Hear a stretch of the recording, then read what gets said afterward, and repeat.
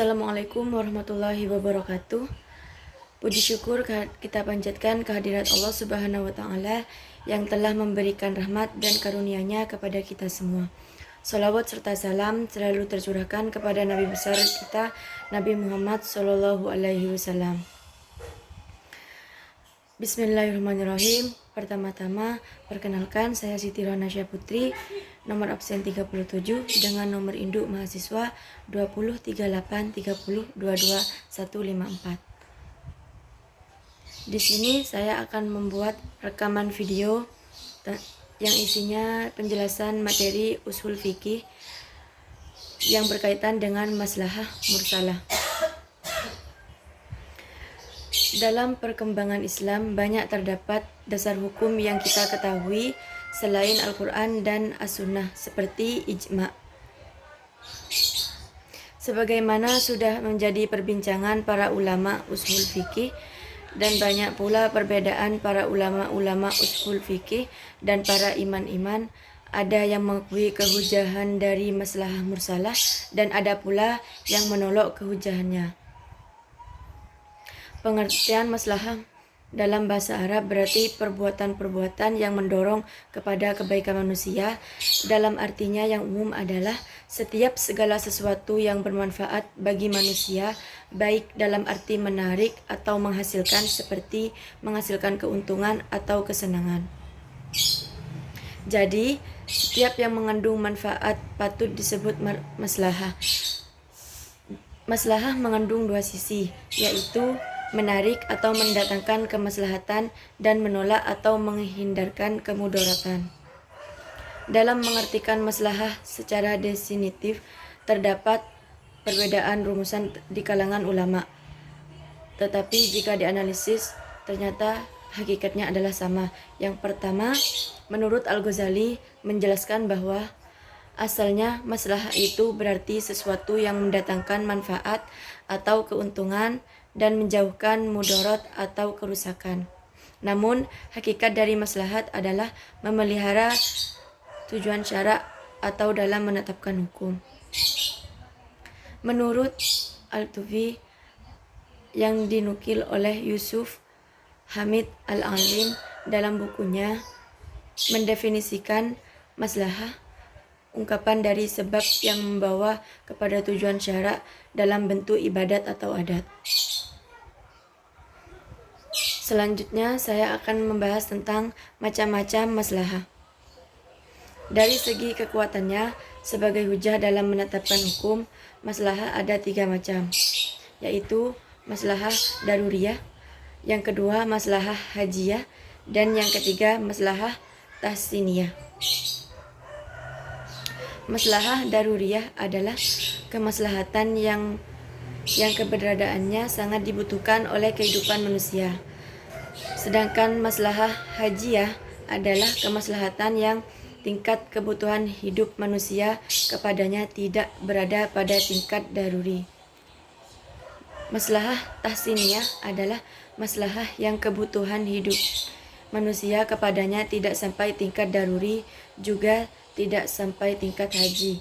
Namun, kebutuhan tersebut perlu dipenuhi dalam rangka memberi kesempurnaan dan keindahan bagi hidup manusia. Maslahah mursalah menurut bahasa adalah kebaikan yang dikirimkan atau yang kebaikan yang terkandung. Ada beberapa rumusan definisi tentang maslahah mursalah. Namun, masing-masing memiliki kesamaan dan kedekatan pengertiannya. Di antaranya, definisi tersebut adalah Al-Ghazali dalam kitab Al-Mustasfa merumuskan maslahah mursalah sebagai berikut. Apa-apa yang tidak ada bukti baginya dari syara' dalam bentuk nas tertentu dan membatalkannya dan tidak ada memperhatikannya. Al-Shawqani dalam kitab Irsyad Al-Fushul memberikan definisi maslahah yang tidak diketahui apakah syari' menolaknya atau memperhitungkannya. Dengan demikian, al-maslahah al-mursalah adalah suatu kemaslahatan yang tidak mempunyai dasar dalil, tetapi tidak ada juga batalnya. Dasar hukum maslahah amursalah. 1. Para sahabat telah menghimpun Al-Quran dalam satu mushaf. Yang kedua, para sahabat menggunakan maslahah mursalah sesuai dengan tujuan syara, sehingga harus diamalkan sesuai dengan tujuannya tersebut. Selanjutnya, syarat-syarat maslahah mursalah. Para ulama yang menjadikan al-mursalah sebagai hujjah sangat berhati-hati dalam menggunakannya, sehingga tidak terjadi pembentukan hukum berdasarkan keinginan dan nafsu.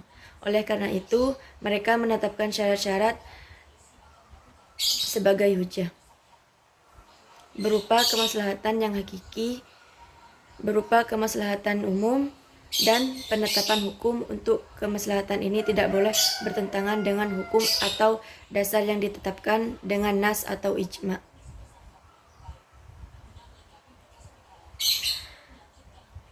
Urgensi maslahah mursalah pada masa kini. Di masa kini, kemaslahatan manusia tidak terbatas macamnya dan tidak terhingga jumlahnya. Terlebih pada masa mendatang, permasalahan kehidupan manusia akan semakin cepat berkembang dan semakin kompleks.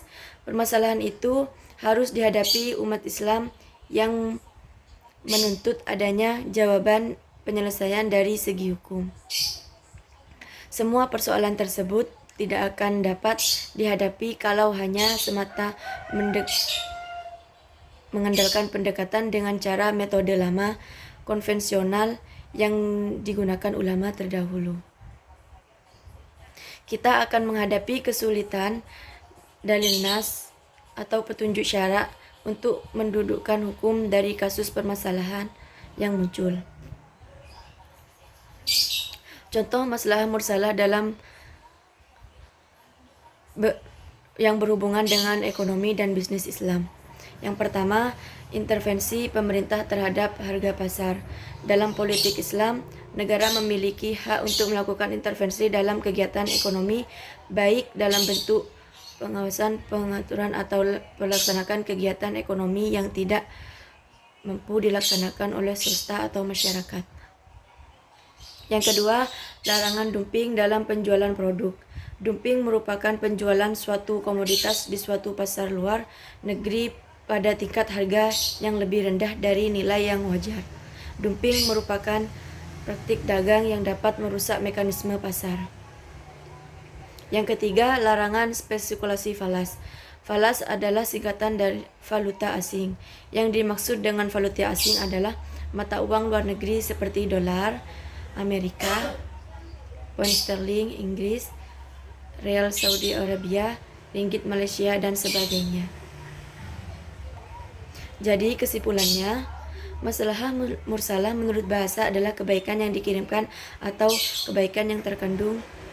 Dasar hukum dalam menerapkan metode maslahah mursalah ini sebagai dalil hukum berdasarkan pada dalil akli atau rasio, yaitu para sahabat telah menghimpun Al-Quran dalam satu mushaf.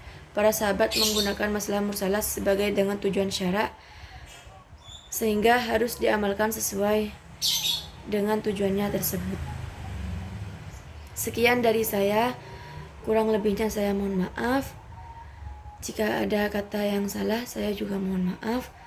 Wabillahi taufiq wal hidayah. Wassalamualaikum warahmatullahi wabarakatuh.